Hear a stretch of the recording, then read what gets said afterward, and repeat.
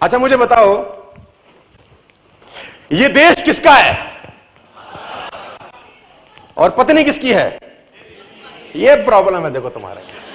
देश तो हमारा है और पत्नी मेरी है।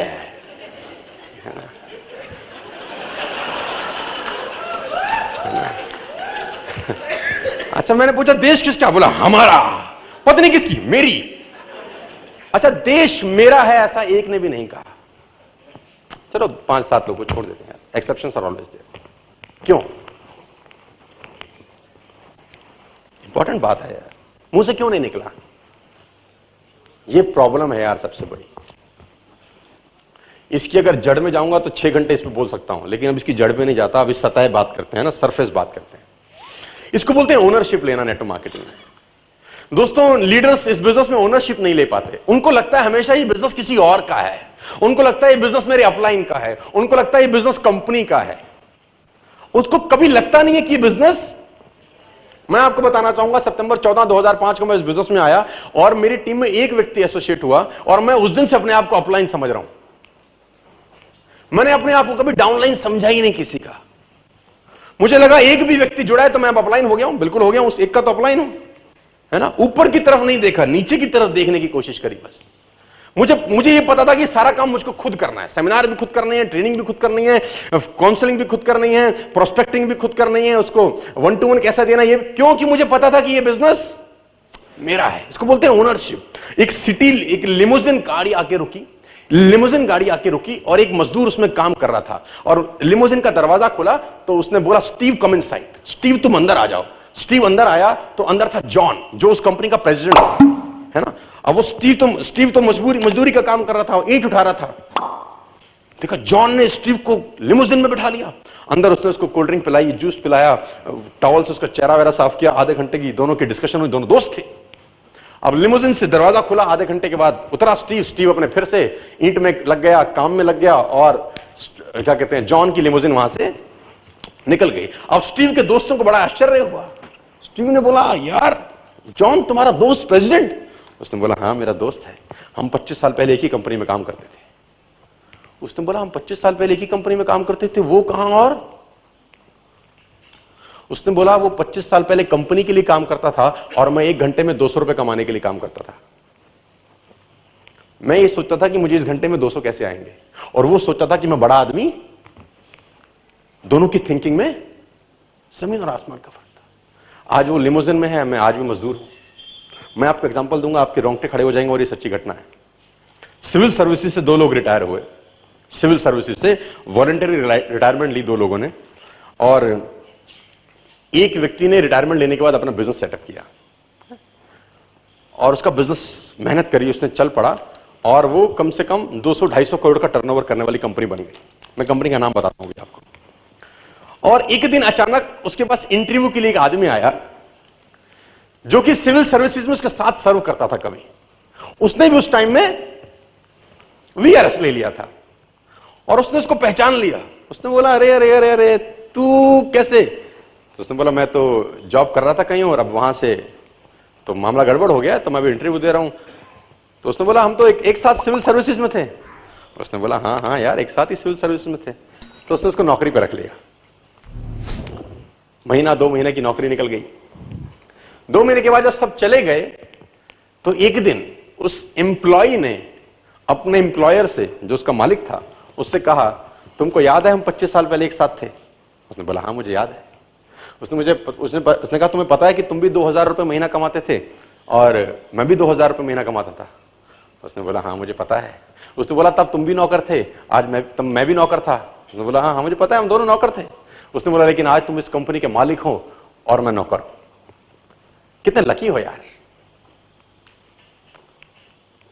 उस आदमी ने बोला हालांकि मैं इस बारे में तुझसे बात करना नहीं चाहता था, लेकिन तूने छेड़ दी तो आज सुन, लिसन मी केयरफुली। उसने बोला 25 साल पहले हम दोनों एक ही जगह काम करते थे, राइट? उसने बोला राइट। उसने बोला हम दोनों ही 2000 रुपए कमाते थे, राइट? उसने बोला राइट। उसने बोला तू तब भी नौकर था और आज भी नौकर है, राइट? उसने बोला हाँ। बोला मैं तेरे को 25 साल पहले एक इंसिडेंट सुनाता हूं। तू और मैं ऑफिस से निकले घर जाने के लिए, तुझे याद होगा रास्ते में जब हम 1-1.5 किलोमीटर पैदल पैदल चले आ गए, क्योंकि वहीं हमारा मेस था जहां हम जा रहे थे, और 25 जब 1-1.5 किलोमीटर 2 किलोमीटर चल गए तो मेरे दिमाग में अचानक आया, और मैंने तेरे को कहा हमारे कमरे का पंखा और लाइट जलता छुड़ाए हैं। कमरे का पंखा और लाइट हम लोग जलती छुड़ाए हैं, तो चल के उसको बंद कर देते। तो तूने मुझे कहा 2 किलोमीटर वापस जाएंगे, 2 किलोमीटर फिर आएंगे, 4 किलोमीटर लग जाएगा, 1.5 घंटा लग जाएगा, क्या फर्क पड़ता है? तू नहीं गया था, मैं गया था, लाइट बंद करके आया था। मैं तब भी मालिक था, मैं आज भी मालिक हूं। मैं तब भी मालिक समझता था अपने आप को, कर मैं नौकरी रहा था, लेकिन मैं अपने आप को ओनर समझता था, और मैं आज भी ओनर हूं। उसने बोला जो तेरा फिलॉसफी है और जो तेरा थिंकिंग है, तू तब भी इंप्लॉय था और आज भी इंप्लॉय है, और अगर अपना तूने थिंकिंग चेंज नहीं किया तो जिंदगी भर इंप्लॉय ही रहने वाला है।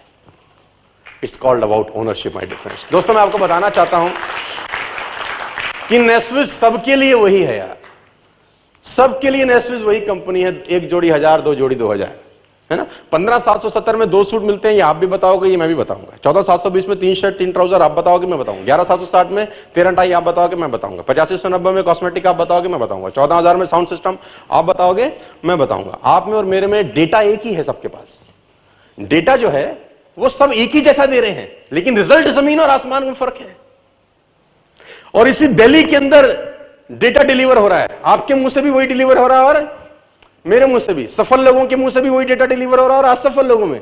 किसी का पे आउट शानदार है, किसी का शानदार नहीं है। जिसका भी शानदार है, एक बात तो तय है, उसने इस बिजनेस के लिए ना ओनरशिप ले रखा है। उसको पता है ये बिजनेस मेरा है।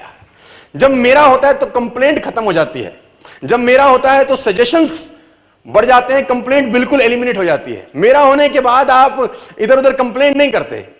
कभी प्रॉब्लम आती है तो उसको रफू करने का कोशिश ज्यादा होता है, लेकिन जब आप मेरा नहीं होता ना तो फिर कंप्लेंट होती है, और फिर बहुत सारे नाटक होते हैं, ये ऐसा हो गया जी, वैसा हो गया, ये तो ठीक नहीं हो गया जी, हॉलीडे बंद कर दिया तुमने।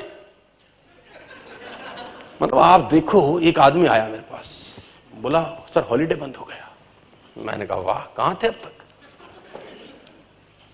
मैंने कहा जब चल रहा था तो पिछले 6 महीने में तूने कितना बेचा था? चल आज खोल देता हूं, अगले 6 महीने में कितना बेचेगा? है कुछ? बोला नहीं, मैं तो वैसे ही पूछ रहा था, बंद हो गया था। एक्सक्यूज है ना।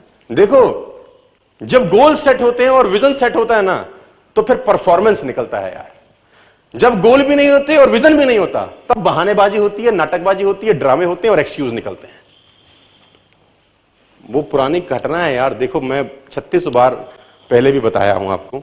वो रात को 2:30 बजे एक लड़का क्रिकेट खेल के आया तो पिता गुजर गया, है ना। रात को 2:30 बजे रणजी का मैच दिल्ली कर्नाटका के बीच में, 40 नॉट आउट किया, घर पहुंचा, सो गया। अगले दिन फिर खेलना था, टीम संकट में थी। रात को मां ने 2:30 बजे जगाया, उठ तेरे पापा गुजर गए। रात को 2:30 बजे उसने अपने कोच को कॉल लगाया। कोच सिडनी में था कि सर मैं क्या करूं? उसने बोला देख, लाइफ तेरी है, पिता तो नहीं रहे, लेकिन जहां तूने जाना है वो मौके तुझे बार बार नहीं मिलेंगे।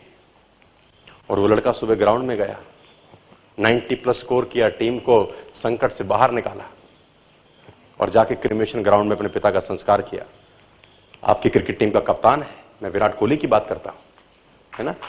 कोई बहाना नहीं है यार, कोई एक्सक्यूज नहीं है दोस्तों, कोई बहाना नहीं, कोई एक्सक्यूज नहीं। यहां तो बहाना क्या है? आज जुकाम है सर, आज हमारे नल में पानी नहीं आ रहा सर, तो प्लम्बर का काम हम करेंगे सर। तो एग्जाम्पल भी ऐसे ऐसे दिल करता है मेरा, मैं बम से उड़ा दूं इन लोगों को, है ना। आप समझ रहे हैं? कैरेक्टर बिल्डिंग इंपॉर्टेंट है दोस्तों। अगर ये बिजनेस हम अच्छे से कर सकेंगे तो उसके पीछे बहुत बड़ा काम है। और साथ साथ है टेक। ये बिजनेस किसका है दोस्तों? देश किसका है? और पत्नी आगे लेके चलते हैं।